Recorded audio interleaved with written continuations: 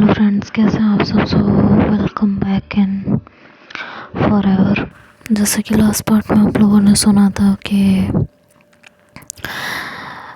श्री अपने घर जाती है और सोने तक उसके दिमाग में बस शीतल की बातें घूमती रहती हैं। खास तौर से आखिर में बोली गई बातें। किसी तरह सोती है, अगला दिन होता है और दोनों की मुलाकात होती है। लंच टाइम का तो हमेशा की तरह टाइम बीत गया। लंच करने के बाद श्री ने शीतल से पूछ ही लिया, शीतल बताओ कल जो बताने को कह रही थी।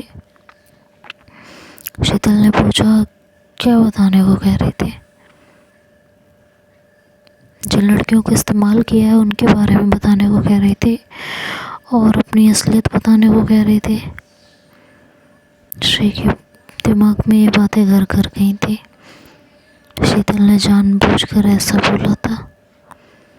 वो चाहती थी कि श्री के दिमाग में ये बात बैठ जाए कि शीतल गलत है, और वही हो रहा था। शीतल ने श्री से कहा, अभी नहीं, कहानी पूरी नहीं हो पाएगी। शाम को छुट्टी के समय बहुत वक्त होगा हमारे पास, तब सुनाऊंगी। पर पहले ही बता दूं, कोई बहुत अच्छी चीज़ नहीं मिलेगी सुनने को। मेरी अय्याशी के किस्से हैं, उन्हें सुनकर तुम्हें गुस्सा ही आएगा। हाँ, कोई बात नहीं, वो मैं देख लूँगी क्या आएगा और क्या नहीं। किसी तरह वो टाइम बीतने लगा। शाम हुई, छुट्टी हुई तो शीतल ने श्री को बताना शुरू किया। उसने कहा कि श्वेता नाम की एक लड़की थी, टूर्नामेंट में अक्सर मिलते थे। जब जब हम दोनों मिलते थे तो हम दोनों के बीच बहुत कुछ होता था। एक्चुअली सही बताऊँ तो किस करना ढंग से उसी ने सिखाया था। मुझे तो किस करना आता ही नहीं था।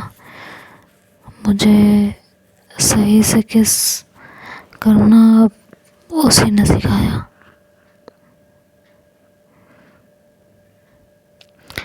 फिर उसी दौरान मोना से मिलना शुरू हुआ और फिर हम दोनों के बीच एक कैजुअल रिलेशनशिप शुरू हुई। और मोना के साथ साथ ही मैं दूसरी लड़कियों के साथ भी थी। ये बात शीतल ने झूठ बोली थी। श्री उसके चेहरे को बड़े ध्यान से देख रही थी। फिर शीतल ने कहा, फिर कैजुअल रिलेशनशिप पता नहीं कैसे मोना के लिए प्यार में बदल गई।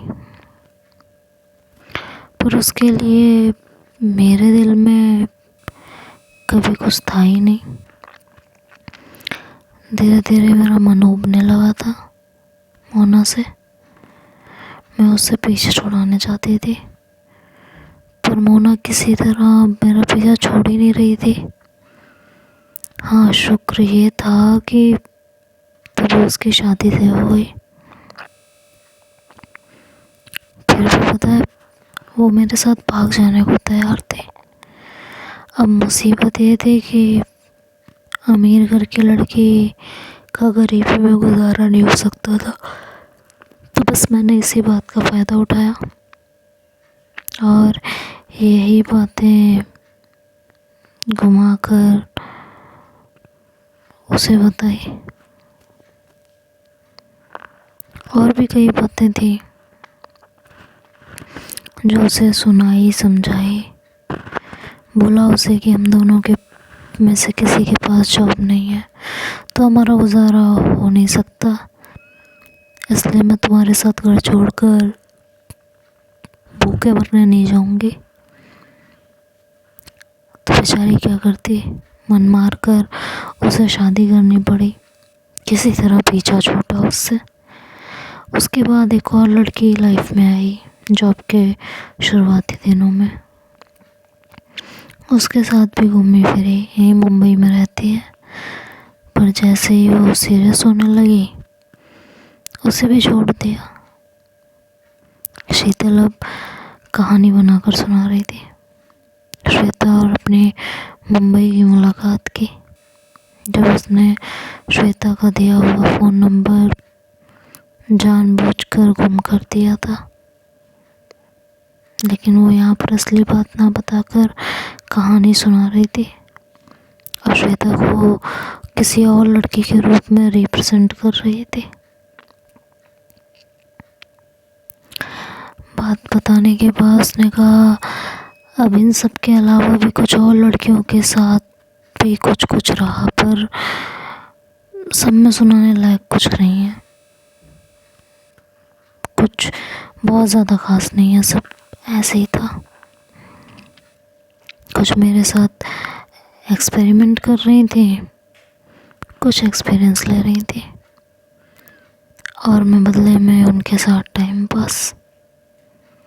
ये कहकर शीतल चुप हो गई थी।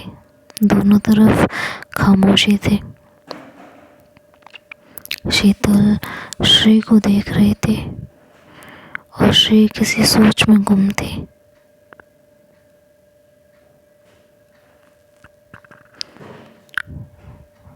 वो मन ही मन सोच रही थी कि शीतल की लाइफ में कुछ और हुआ होगा, ये सोचा था। पर यहाँ तो कुछ और ही सुनने को मिल रहा है। कुछ पल सोचने के बाद उसने शीतल को देखते हुए पूछा कि इस कहानी में कितना सच है और कितना झूठ।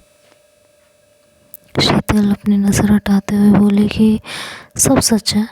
श्री ने कहा, झूठ मत बोलो, मुझे तो लगता है तुमने अपने मन से कहानी बनाकर सुना दी है। तुमने शायद मेरे बारे में बहुत अच्छी राय बना रखी थी, पर मैं वैसी हूँ नहीं। अब जो कुछ भी था मैंने बता दिया। अच्छा। और अच्छा बोलकर श्री फिर किसी सोच में गुम हो गई थी। थोड़ी देर बाद बोली, अगर ऐसा ही है तो मेरे साथ तुमने वो सब क्यों नहीं किया? मेरे साथ भी तो तुम्हें मौके का फ़ायदा उठाना चाहिए था। मैं भी तो तुमसे प्यार करती हूँ। मेरे साथ भी वही सब करती, मौके का फ़ायदा उठाकर प्यार करने का दावा करती। जब मन भर जाता तो कोई ना कोई बहाना लगाकर छोड़ देती। मेरे साथ ये सब कुछ क्यों नहीं किया? शीतल को श्री से इस सवाल की उम्मीद नहीं थी। उसके सवाल पर वो हैरान थी। मन ही मन सोचने लगी कि मैंने तो ये सारी बातें जानबूझकर तुम्हें उल्टी सीधी सुनाई, जिससे तुम थोड़ा डिस्टेंस बनाकर रखोगे, मगर तुम तो मुझसे इस तरह का सवाल कर रही हो। उसे चुप देखकर श्री ने कहा, जवाब नहीं दिया तुमने मेरी बात का। शीतल ने श्री की तरफ देखा और कहा, तुम पर तरस खाकर तुम्हें छोड़ दिया।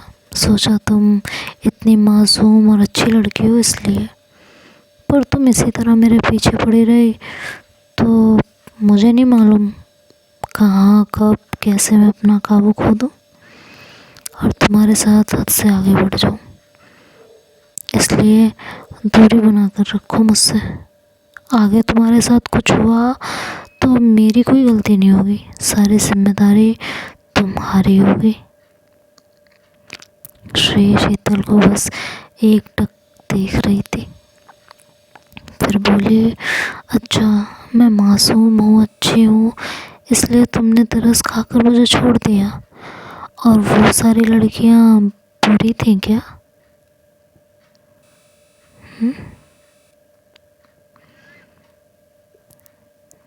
वो सारी लड़कियाँ, बोलो शीतल, उन लड़कियों में कुछ अच्छा नहीं था क्या? शीतल शीतल ने झल्ला कर कहा, फालतू की बातें करने का कोई मतलब नहीं है श्री, जो था मैंने बता दिया, अपने बारे में सब बता दिया, अब तुम जानो कि क्या करना है, हो सके तो मुझसे दूर रहो, अगर मैंने तुम्हारे साथ कुछ कर वर दिया तो मेरे सर मत पड़ना और रोती मत फिरना कि मैंने तुम्हारा फ़ायदा उठा लिया, ठीक है। तो जितना हो सके मुझसे दूर रहो, उसी में तुम्हारी भी भलाई है और मेरी भी। ये कहकर शीतल वहाँ से हट गई और स्टेशन पर टहलने लगी। श्री उसे घूर कर बस देख रही थी।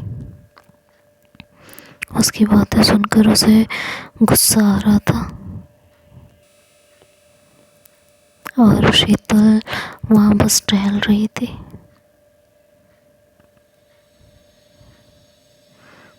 थोड़ी देर में ट्रेन आ गई तो शीतल को देखे बिना, कुछ कहे बिना गुस्से में ट्रेन में बैठी और वहाँ से चली गई। जैसे ही वो गई, उसके जाने पर शीतल ने एक राहत की सांस ली और मन ही मन सोचा, थैंक गॉड गई लड़की ना। लेकिन जिस तरह गुस्से से देख रही थी, पक्की बात है अब डिस्टेंस बना ही लेगी, अब मुझसे दूर रहेगी। श्री ट्रेन में बैठे बैठे गुस्से में आग बबूला हो रही थी। मन ही मन सोच रही थी, ऐसा कैसे कर सकती है शीतल, उम्मीद नहीं थी मुझे। क्या सोचा था और क्या निकला, हद है यार। तो देखते हैं अब आगे क्या होगा, ये तो नेक्स्ट पार्ट में सुनेंगे। तब तक के लिए बाय बाय।